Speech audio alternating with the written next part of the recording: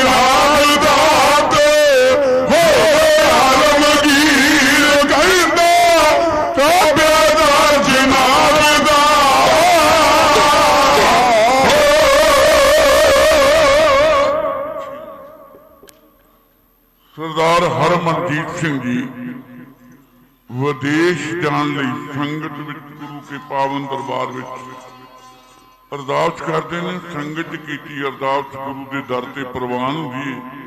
सतगुरु रहमत करन सरदार मलकीत सिंह जी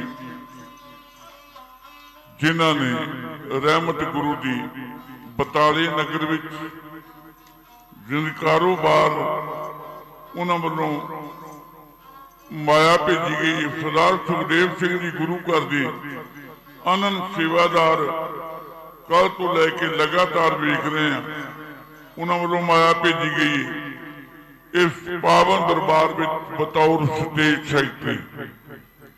बहुत लंबा समा जिन्होंने गुरु घर की सेवा की।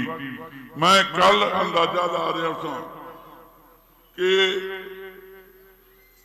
साधन नहीं सकते, और जदों कदे असीं गग्गड़ भाणे तो जाए तुर के आउणा तां आसा दी वार दी पवित्र बाणी दा आवाज़ां कन्नां च पैणियां, तो वो बजुर्ग वो शब्दी जथा और जिन्हां विच सरदार सूरत सिंह जी बड़ा लंबा गुरु घर की सेवा करने वाले, उन्हां दे पोतरा उन्होंने नाम के माया भेज गए ने। अरदास कर दें सतगुरु रहमत करन परिवार नूं चढ़दी कला बख्शे। स्वर्गवासी सरदार हरदयाल सिंह जी के नाम से उन्होंने परिवार वालों माया भेजी गई। सतगुरु चढ़दी कला बख्शे।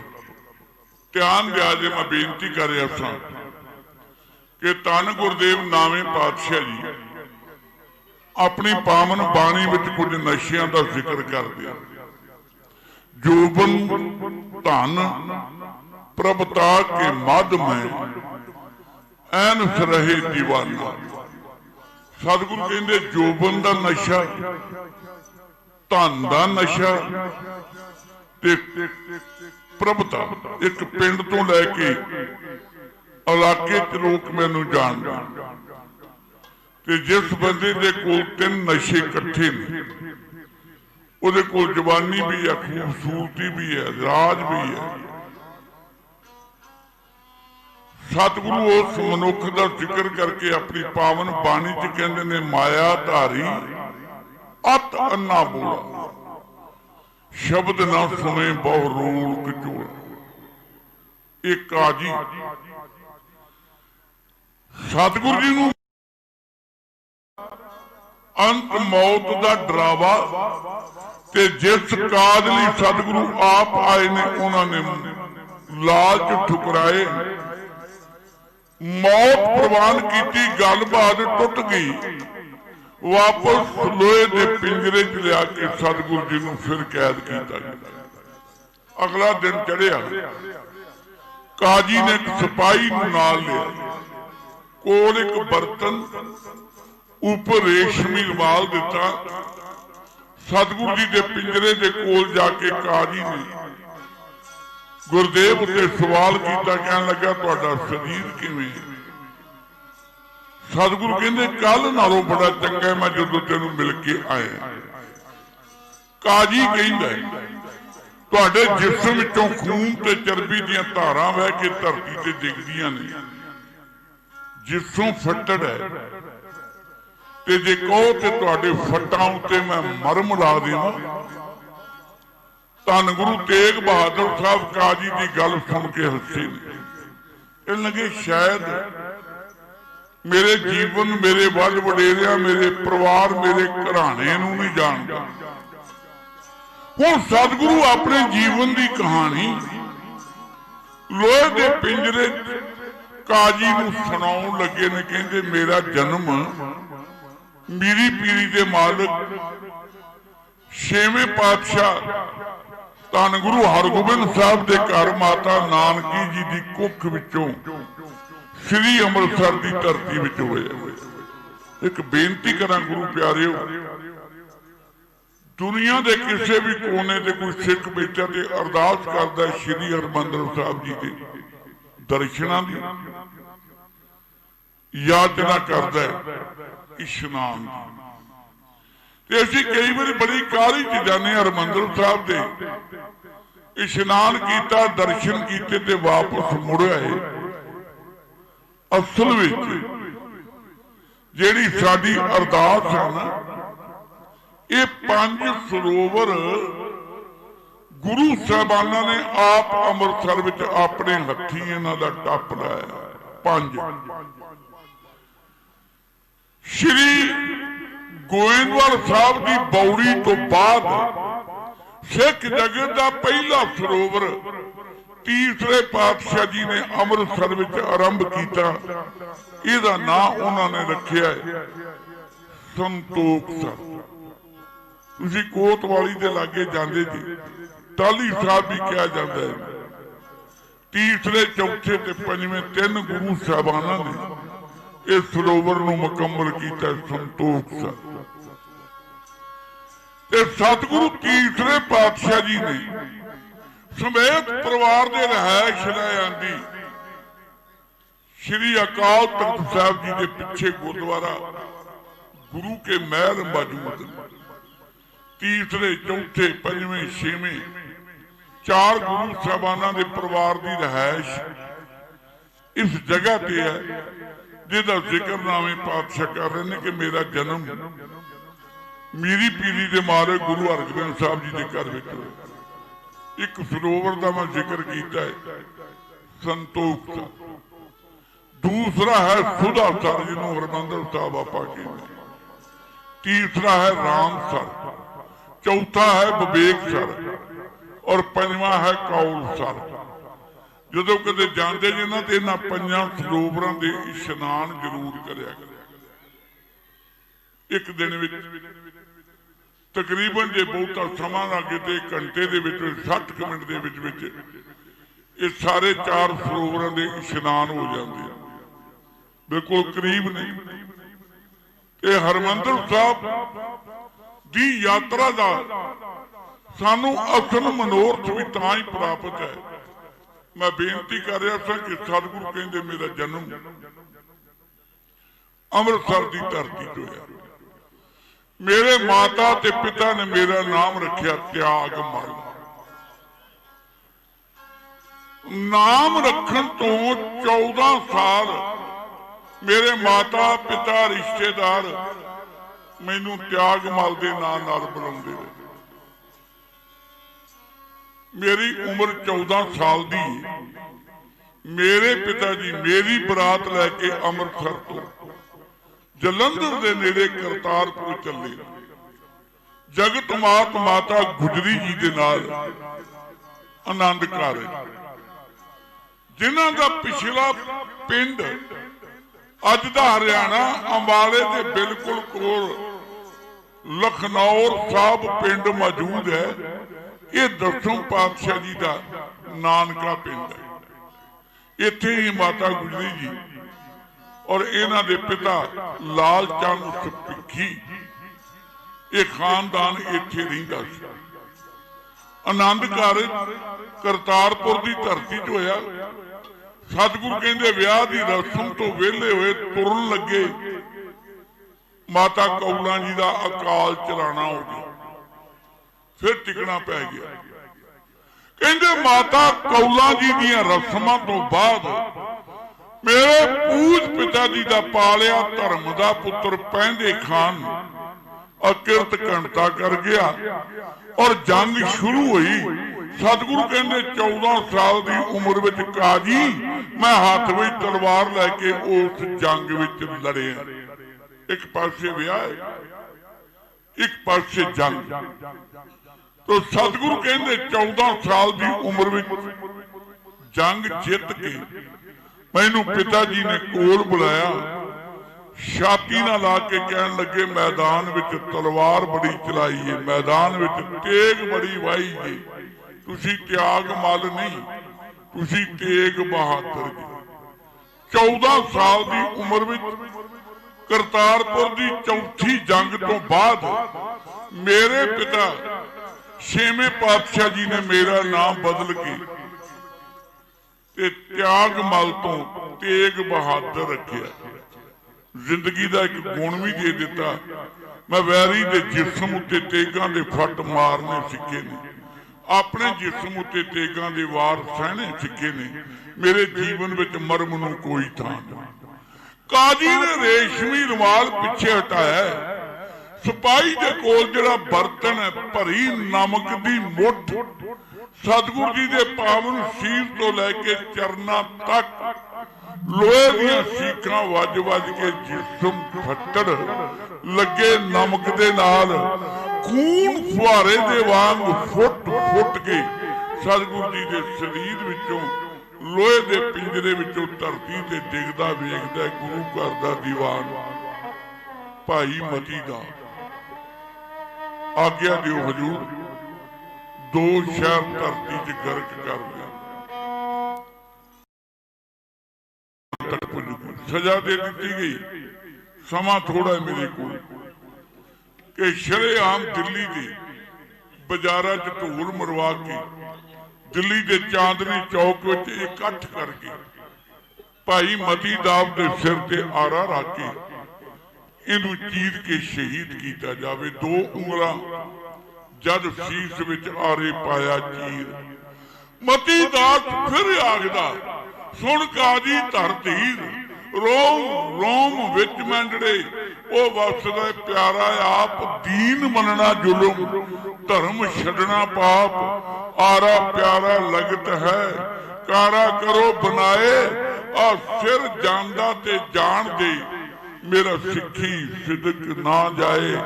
सतगुरु जी तो पहला दिल्ली के चांदनी चौक विच शरीर के 2 हिस्से वारी आ गई बाबा दयाल दास जी देख उबाले जान का हुक्म।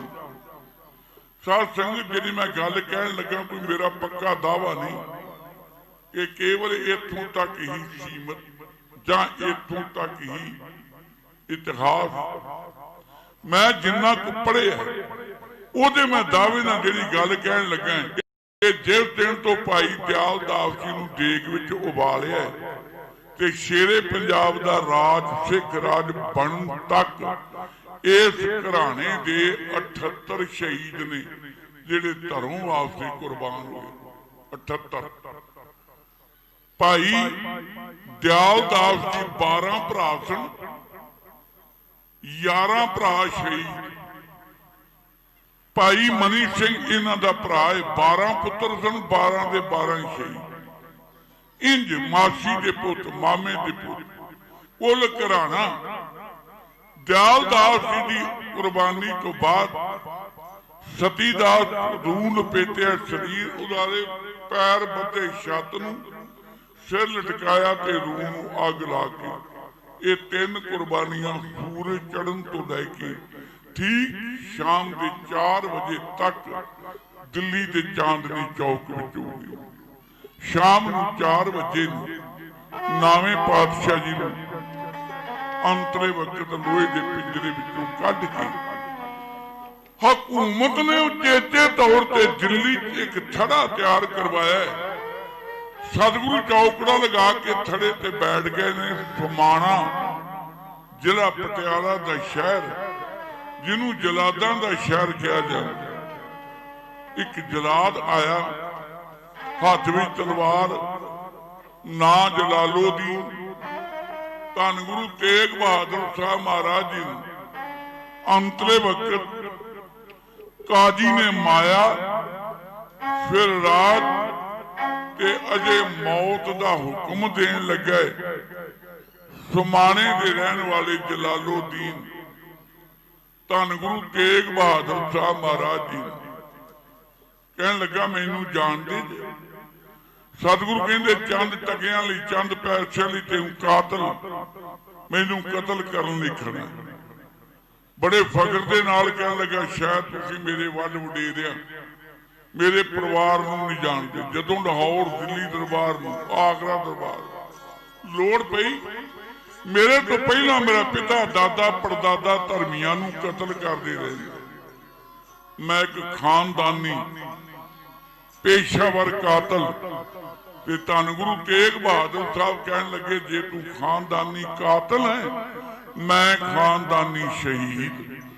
जे तेरे वड वडेरे धर्मियां नूं कतल करदे ने, मेरे वड वडेरे धर्म की राखी लई तत्ती तवी ते बैठ अपने जिस्म के खून का एक एक कतरा अग्नि की पेट करके धर्म की राखी कर दे। इसे ही जलालोदीन का दादा उददीन, धन गुरु तेग बहादुर साहब महाराज जी के दादा धन गुरु अर्जन देव पातशाह जी नूं लाहौर विच शहीद कर दिया। दादा दादे दे नाल टकराया, पोतरा पोतरे दे नाल टकराउण लगा। जदों मेरे हाजूर ने अपनी रचना तो यह गल कही, काजी ने दिता हुक्म, जलाद दी चली तलवार धन गुरु तेग बहादुर साहब महाराज जी का पावन शीश उन्हां दे धड़ तो वख होया ते दिल्ली के चांदनी चौक विच धरती उत्ते इंज डिगा।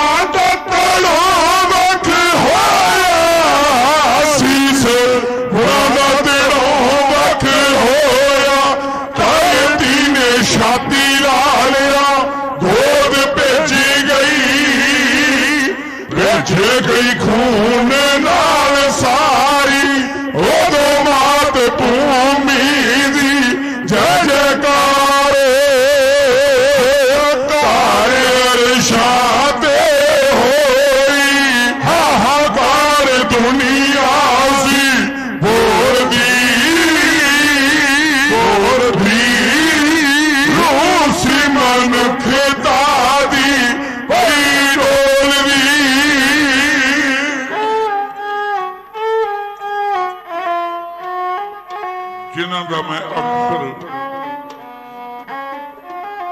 वो मेरे सत्कारयोग भावें अज शरीरक तौर ते साडे विच नहीं, सरदार चरण सिंह जी, सरदार करण सिंह जी, सरदार फौजा सिंह जी बुजुर्ग और उन्होंने जिन्ने क प्रबंधक साहबान नौजवान बैठे ने अज अपने पिता पुरखी दादे परदादे के विरसिया संभाल के जेडे गुरु घर की सेवा कर रहे थे मेरे अजीज बच्चों के वांग भाई बलजीत सिंह जी किरत विचों 100 रुपया ढाडी जथे नूं भेज रहे हैं। अरदास करते हैं सतगुरु गरीब नवाज चढ़दी कला ध्यान दिया जी मैं बेनती कर रहा शीश जदों धरती ते डिग्गा है पूरी कौम नूं काजी ने एक चैलेंज किया कहंदा कोई जिउंदा सिख है दिल्ली जेड़ा शीश गुरु का शरीर उठा के ले जावे वो कहंदा कल का जदों सूरज चढ़ना है मैं शरीर के जिस्म के 4 टोटे करके दिल्ली दियां 4 नुकरां ते टंग के इन्नी बेपती करांगा कि किसी को अपने धर्म के संबंध में सोचने की जरूरत न पवे। आओ है कोई जेड़ा गुरु का शरीर के शीश उठा के लगा इस चैलेंज कबूल करने वाले दिल्ली के दिलवाली महल्ले च बैठे बाबा गुरदित्ता जी ने जेड़े पंजाब तो सिख दिल्ली च रहने वाले सिख इन्हां दी एक गुप्त मीटिंग रात बुलाई ते ओहदे विच बाबा गुरदित्ता जी कहन लगे जे हुकूमत सतगुरु जी नूं शहीद कर देवे शरीर हुकूमत के हाथ नहीं आउंदा कोई उपराला करो। बड़ा तनाट बड़ा अमीर वणज करने वाला एक व्यापारी भाई लखी शाह 7 पुत्र कोल ने नौकर कोल ने कहन लगा जिवें भी हो सकिया सरकार दे घर विच मेरी वाकफियत है शरीर की संभाल मैं करांगा शीश की जिम्मेवारी भाई जैता जी ने ले ली। इधर काजी जदों चैलेंज कर रहा ते भाणा अकाल पुरख दा इन्नी तेज हनेरी बरसात तूफान उठिया है। भाई केशव भट्ट भाई चांद भट्ट गुरु घर के लखारी दिल्ली च मौजूद है। वो कहते ने 150 गड्ढा रूं का भरिया आगरे तो भाई लखी शीर जी का दिल्ली के दरिया जमुना के किनारे ते खड़ा 7 पुत्र 8वां आप नौकर वगदी तेज हनेरी 200 सिपाहियों का पहरा शरीर उठाया अपने घर नूं जाके अग लगा दी। अज गुरुद्वारा रकाबगंज साहब दिल्ली च मौजूद वक्त के कवियां ने हुकूमत नूं एक मखौल कीता है चलो चलाई हो रही गड़ गड़ बरसे मेघ लखी नगाइया लै गया तू खड़ा तमाशा दे। दिल्ली के चांदनी चौक में भाई जैता ते भाई नानू जी खड़े अपने लग उड़ायो चादर नूं खोलिया सतगुरु जी के पवित्र शीश नूं धरती तो उठाया उन्हें चादर चरा के अपने सिर ते रखने तो पहला पैरों विचों जोड़ा उतारिया नंगे पैर दिल्ली के चांदनी चौक विचों भाई जैता मंजिलों का लक तोड़दा सतगुरु जी के पवित्र शीश नूं लैके श्री आनंदपुर साहब की पवित्र धरती नूं इंज तुरिया जाए।